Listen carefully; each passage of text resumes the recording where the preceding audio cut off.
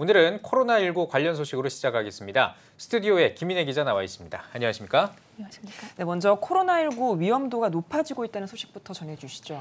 네, 중앙재난안전대책본부에 따르면 지난 5월 31일부터 6월 13일까지 2주간 하루 평균 확진자 수는 43.6명으로 이전 2주간의 28.9명에 비해 크게 증가했습니다. 네. 이런 상황에서 최근 2주간 신규 확진자 610명 중 감염 경로가 불명확한 경우는 9.2%로 이전 2주간의 7.4%에 비해서도 1.8%포인트 높아졌습니다. 네, 수도권 중심의 연쇄 감염도 아직은 안심할 단계가 아닌 거죠?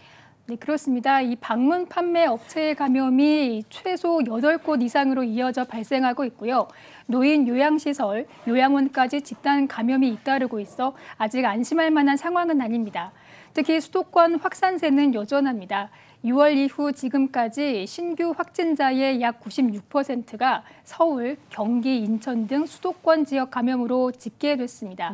이런 가운데 방역당국은 최근 수도권을 중심으로 코로나19 확산세가 이어지고 있어 지난 14일 종료 예정이던 수도권 방역 강화 조치를 무기한 연장한 상태입니다. 네, 최근에 또 교회 소모임에서 코로나19 감염이 이어지면서 보건당국도 우려하고 있다고 알고 있는데요. 지난 주일 예배 현장은 어땠나요?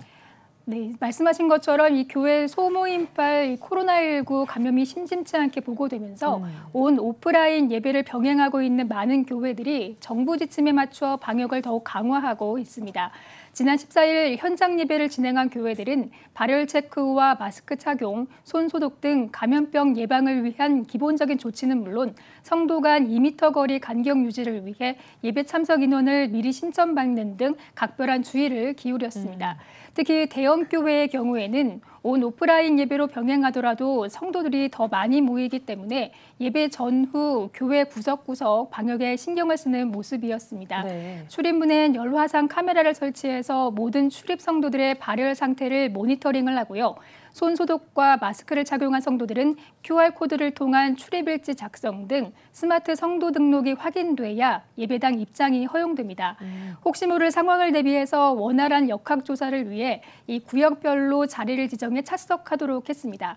또 예배 후 소독은 필수였습니다. 네, 교회 중심으로 이 수도권 연쇄 감염이 일어나자 교육계 내에서도 자성의 목소리가 나오고 또 이 사역에도 변화가 있다고 들었습니다.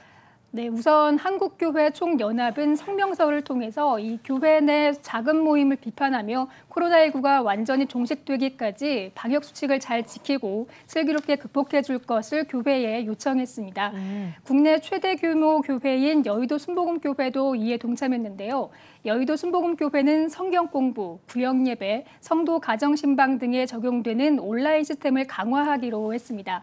단순히 주일 예배를 온라인으로 중계하는 것뿐만 아니라 이 교회와 관련된 모든 활동에 온라인을 접목하겠다는 겁니다. 이 중소형 교회에서도 새로운 변화가 감지되고 있는데요. 예배를 대폭 줄이고 이색 아이디어로 교회 활동이 이루어지고 있는 겁니다. 목회자가 유튜버로 변신해 활동하는 교회가 있는가 하면 전화나 문자 신방, 택배, 드라이브스루 방식의 신방을 하고요.